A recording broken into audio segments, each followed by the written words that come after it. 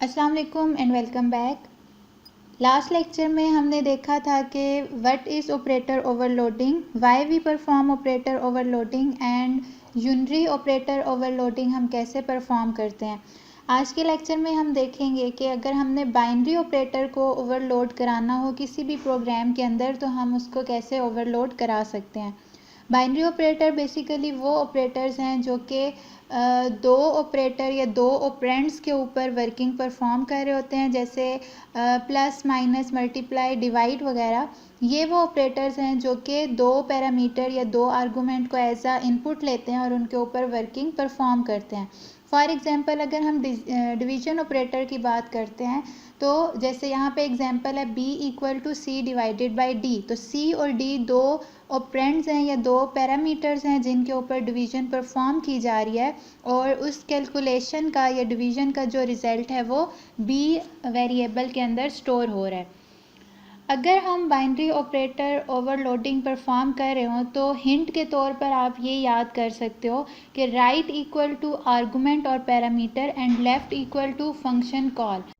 इसको हम अंडरस्टैंड करते हैं एक एग्जांपल से। जैसे यहाँ पे मैंने एक सिंपल क्लास क्रिएट किया है, स्टूडेंट क्लास, जिसमें एक डाटा मेंबर है नम इंटीजर टाइप का और इसके अलावा एक कंस्ट्रक्टर है जो कि डिफ़ॉल्ट कंस्ट्रक्टर नहीं है बल्कि पैरामीटराइज कंस्ट्रक्टर है। दैट मीन्स के ऑब्जेक्ट क्रिएशन के वक्त जो भी वैल्यू हम पास करेंगे उस वैल्यू से नम डाटा मेंबर को ये इनिशियलाइज़ करेगा। तो यहाँ पे मैंने एक ऑब्जेक्ट क्रिएट किया है C1 स्टूडेंट क्लास टाइप का और इसको वैल्यू पास किया है 5। दैट मीन्स कि वो 5 वैल्यू नम वेरिएबल में स्टोर हो जाएगी। इसी तरह से मैं सेकंड ऑब्जेक्ट क्रिएट करती हूँ C2 और इसको वैल्यू हम पास कर रहे हैं 10। तो इसके नम वेरिएबल को या नम डाटा मेंबर को 10 वैल्यू इनिशियलाइज हो जाएगी। अब अगर मैं C1 प्लस C2 दो ऑब्जेक्ट का सम कराना चाहती हूँ तो यहाँ पे मेरे पास एरर जनरेट होगा। उसकी रीज़न ये है कि C1 और C2 दो ऑब्जेक्ट हैं, ये कोई बिल्ट इन डाटा टाइप नहीं है और जो हमारे पास प्लस का सिंबल है या एडिशन का ऑपरेटर है वो सिंपल डाटा टाइप्स के साथ तो वर्क करता है लेकिन ऑब्जेक्ट के साथ वर्क नहीं करता, इसलिए हमें यहाँ पे ऑपरेटर ओवरलोड कराना पड़ेगा। तो ऑपरेटर ओवरलोड कराने के लिए हम पहले वॉइड लिखेंगे, देन ऑपरेटर का कीवर्ड, फिर जिस ऑपरेटर को हम ओवरलोड कराना चाहते हैं वो लिखेंगे। अभी भी यहाँ पे एरर आ रहा है, उसकी रीज़न ये है कि अभी जैसे हमने डिस्कस किया था आपने हिंट याद रखनी है, लेफ़्ट इक्वल टू आर्गूमेंट और right equal to function calls. Means जैसे अगर हमारे पास प्लस एक ऑपरेटर है तो C1 इसके लेफ़्ट पे है और C2 इसका राइट ऑपरेंड है। दैट मीन्स C1 तो एज इट इज़ ही रहेगा लेकिन C2 को as a parameter function overloading के वक्त पास किया जाएगा। तो यहाँ पे जो हम फंक्शन ओवरलोडिंग में पैरामीटर एक पास करेंगे स्टूडेंट क्लास का और उसका नाम मैं रख रही हूँ C2। अब जैसे नॉर्मली हम सम करने के बाद दो नंबर्स का जब भी सम करते हैं तो उसको एक थर्ड वेरिएबल के अंदर स्टोर करते हैं, तो यहाँ पे भी हमें एक थर्ड ऑब्जेक्ट की ज़रूरत है जो कि दोनों ऑब्जेक्ट की वैल्यूज़ को सम करे एंड देन उस रिज़ल्ट को हम थर्ड पैरामीटर के अंदर या थर्ड ऑब्जेक्ट के अंदर स्टोर करें। तो अब हम इस फंक्शन को मॉडिफाई करते हैं। जैसे यहाँ पे मैंने पहले स्टूडेंट क्लास का एक ऑब्जेक्ट बनाया C3 और इसको हम वैल्यू 0 पास कर रहे हैं। 0 क्योंकि हमने जो कंस्ट्रक्टर बनाया है वो पैरामीटराइज कंस्ट्रक्टर है। दैट मीन्स कि ऑब्जेक्ट क्रिएशन के वक्त कोई भी वैल्यू इनिशियल वैल्यू पास करना मस्ट है।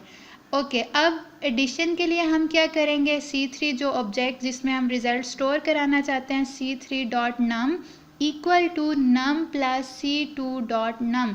मीन्स वही जो हमने अभी बात की थी, जो फर्स्ट या लेफ़्ट पे जो ऑपरेटर है वो सेम आर्गूमेंट होगा लेकिन राइट पे फंक्शन कॉल होगी।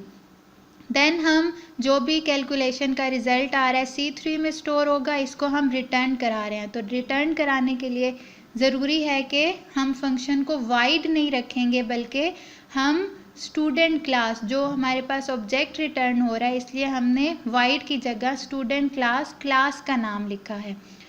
ओके इसके अलावा अगर हम रिज़ल्ट को डिस्प्ले कराना चाहते हैं तो डिस्प्ले कराने के लिए हम यहाँ पे फंक्शन राइट करेंगे। फंक्शन हम डिस्प्ले का जस्ट सिंपल इसके अंदर एक सी आउट स्टेटमेंट लिखेंगे जो कि नम की वैल्यू को सी आउट करा रहा हो। तो हमने लिखा सी आउट नम इक्वल टू नम और एंड में एंड एल यूज़ कर रहे हैं।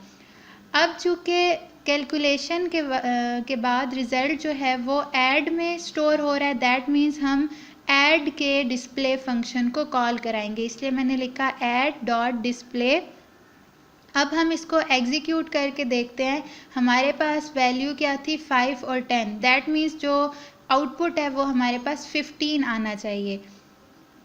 तो हमारे पास यहाँ पे रिज़ल्ट क्या आ रहा है 15, दैट मीन्स कि हमारा जो प्लस का ऑपरेटर है वो प्रॉपरली ओवरलोड हो रहा है और दो ऑब्जेक्ट्स को सम कर रहा है या ऐड कर रहा है। इसी तरह से हम जैसे एडिशन परफॉर्म कर रहे हैं, एडिशन के साथ साथ हम मल्टीप्लिकेशन, डिवीज़न और सब्ट्रैक्शन भी परफॉर्म कर सकते हैं। तो मैं इसी फंक्शन को कॉपी कर रही हूँ और इनको मॉडिफाई कर रही हूँ डिफरेंट पैरामीटर या डिफरेंट ऑपरेटर के लिहाज से। तो मैंने इनको चेंज कर दिया मल्टीप्लिकेशन के लिए, इसी तरह से सब्ट्रैक्शन के लिए और डिवीज़न के लिए।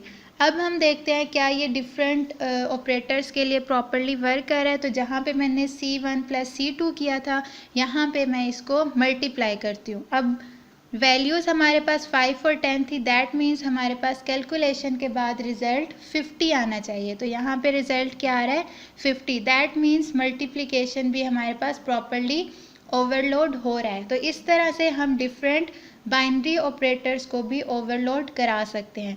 सो आज के लेक्चर के लिए इतना ही। See you in the next lecture.